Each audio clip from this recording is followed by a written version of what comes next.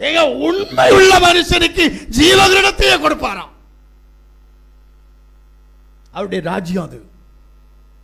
இங்க இல்லைங்க ஜீவகிரீடம், அது அவருடைய ராஜ்யம்.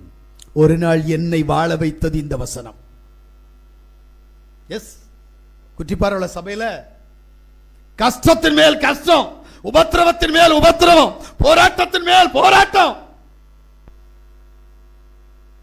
பெத்த பிள்ளைகளுக்கு பால் கொடுக்க வழி இல்லை, சாப்பிடுறதுக்கு வழி இல்லை. அப்படிப்பட்ட ஒரு நிலைமைக்கு உள்ளாக்கப்பட்டேன் இந்த வேதத்தினுடைய ஊடாய்.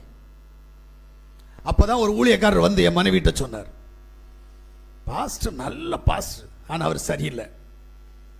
ஜனங்கள்கிட்ட போய் வெட்டுக்கத்தி எடுத்து வெட்டக்கூடாது, அன்பா பேசணும்.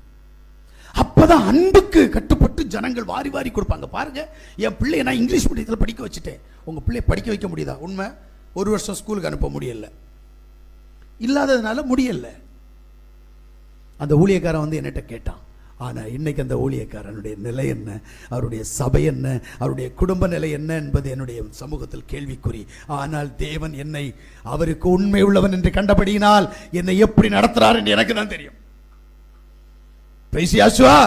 அவரால கூடாத காரியம் ஒண்ணு இல்லை. அதான் சொல்றேன்ல, இந்த கால் ஒருவேளை பாலுக்கு வேண்டி முட்டி போட்ட கால். இன்னைக்கு அந்த நிலைமை இல்ல, மாற்றிட்டா தெரியுமா? ஏன்? என்னை ஏதோ ஒரு விஷயத்தில் உண்மை உள்ளவன் என்று கண்டார். அவர் கண்டபடியினால் இந்த கனமான ஊழியத்தை என் கையில் கொடுத்தார்.